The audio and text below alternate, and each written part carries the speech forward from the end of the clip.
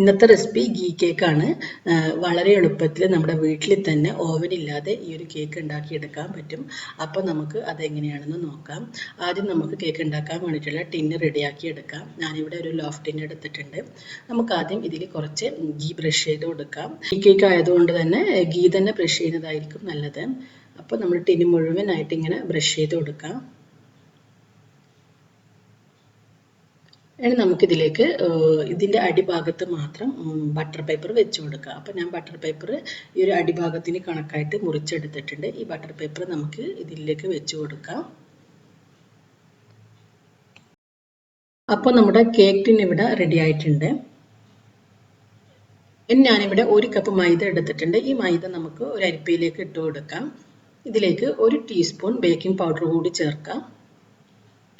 ഒരു നുള്ളു ഉപ്പ്, ഇത്രയും ചേർത്ത് നമുക്കിത് നന്നായിട്ടൊന്ന് അരിച്ചെടുക്കാം. അപ്പോൾ നമ്മുടെ കേക്കിന് വേണ്ടിയിട്ടുള്ള ഡ്രൈ ഇൻഗ്രീഡിയൻസ് ഇവിടെ റെഡി ആയിട്ടുണ്ട്. ഇനി നമുക്ക് ഒരു വലിയ ബൗൾ എടുത്ത് ഇതിലേക്ക് 1/2 കപ്പ് നെയ്യ് ചേർത്ത് കൊടുക്കാം.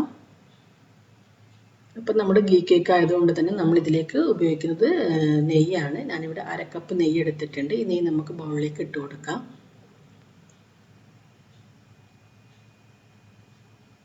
ഇനി നമുക്ക് ഇതിലേക്ക് ചേർക്കേണ്ടത് പഞ്ചസാരയാണ്.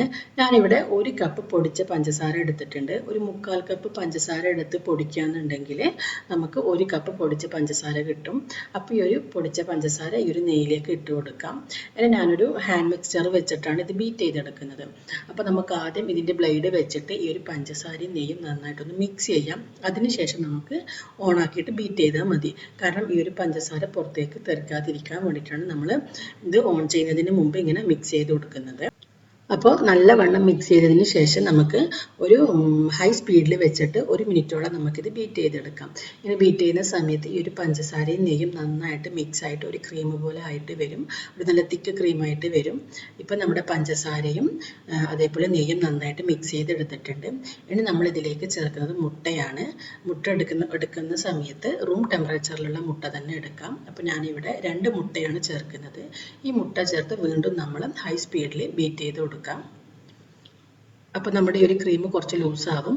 നമ്മൾ ഈ ഒരു ക്രീം കുറച്ച് തിക്കാവുന്നത് വരെ നമ്മളിത് ബീറ്റ് ചെയ്ത് കൊടുക്കാം. മുട്ടയും ഞാനിവിടെ നന്നായിട്ട് ബീറ്റ് ചെയ്തെടുത്തിട്ടുണ്ട്. ഇനി ഇതിലേക്ക് ചേർക്കുന്നത് ക്രീമാണ്. ഞാനിവിടെ 100 ഗ്രാം ക്രീം എടുത്തിട്ടുണ്ട്. നിങ്ങൾക്ക് വേണമെങ്കിൽ ഫ്രഷ് ക്രീം വേണമെങ്കിൽ ഫ്രഷ് ക്രീം എടുക്കാം. ഈ ഒരു ക്രീം നമ്മൾ ഇതിലേക്ക് ചേർക്കുന്ന സമയത്ത് നമ്മുടെ കേക്ക് നല്ല സോഫ്റ്റായിട്ട് കിട്ടും. അതിനാണ് ക്രീം ചേർക്കുന്നത്. ഈ ക്രീം ചേർത്തിട്ട് നമുക്ക് വീണ്ടും ഒരു ഹൈ സ്പീഡിൽ വെച്ചിട്ട് ബീറ്റ് ചെയ്തെടുക്കാം. ക്രീം ചേർക്കുന്ന സമയത്തും ഇത് ഒന്ന് ലൂസായിട്ട് വരും. പക്ഷേ നമ്മൾ ഹൈ സ്പീഡിൽ ബീറ്റ് ചെയ്യുന്ന സമയത്ത് വീണ്ടും ഇതൊരു തിക്ക് ക്രീമായിട്ട് വരും. ഞാനിവിടെ ക്രീമും നന്നായിട്ട് ബീറ്റ് ചെയ്തെടുത്തിട്ടുണ്ട്. അപ്പോൾ മുട്ടയും പഞ്ചസാരയും നെയ്യും ക്രീമെല്ലാം കൂടി നല്ല ഹൈ സ്പീഡിൽ ബീറ്റ് ചെയ്തെടുക്കുന്ന സമയത്ത് നമുക്ക് നല്ലൊരു തിക്ക് ക്രീം പോലെ കിട്ടും. അപ്പോൾ നമ്മുടെ ഈ ഒരു ക്രീം ഇവിടെ റെഡി ആയിട്ടുണ്ട്.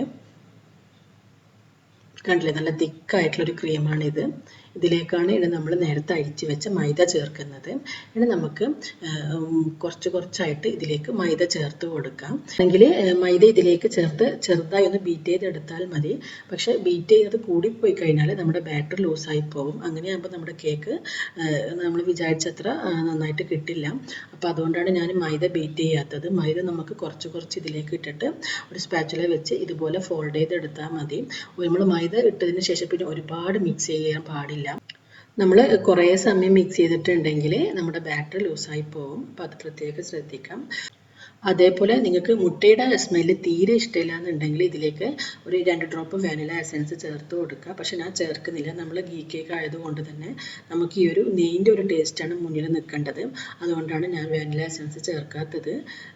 നിങ്ങൾക്ക് മുട്ടയുടെ സ്മെല്ല് തീരെ ഇഷ്ടമില്ല എന്നുണ്ടെങ്കിൽ മാത്രം നിങ്ങൾ ഇതിലേക്ക് ഒരു 2 ഡ്രോപ്പ് വാനില എസൻസ് ചേർത്താൽ മതി. ചേർക്കാതിരിക്കുന്നതാണ് നല്ലത്. എങ്കിൽ മാത്രമേ നമുക്ക് ആ ഒരു കേക്കിൻ്റെ ടേസ്റ്റ് ശരിക്കും കിട്ടുകയുള്ളൂ. കേക്കിന് വേണ്ടിയിട്ടുള്ള ബാറ്റർ ഇവിടെ റെഡി ആയിട്ടുണ്ട്. ഇനി നമുക്ക് നമ്മൾ നേരത്തെ തയ്യാറാക്കി വെച്ച കേക്ക് ടിന്നിലേക്ക് ഇത് ഒഴിച്ചു കൊടുക്കാം. കേക്ക് ടിന്നിൽ ഈ ഒരു ബാറ്റർ ഒഴിച്ചതിന് ശേഷം നമുക്കിതൊന്ന് ലെവൽ ചെയ്ത് കൊടുക്കാം.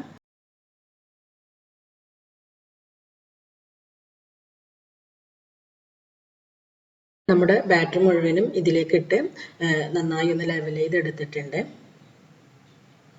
ഇനി നമുക്കിതിൽ എയർ ബബിൾസ് പോകാൻ വേണ്ടിയിട്ടൊന്ന് ടാപ്പ് ചെയ്ത് കൊടുക്കാം.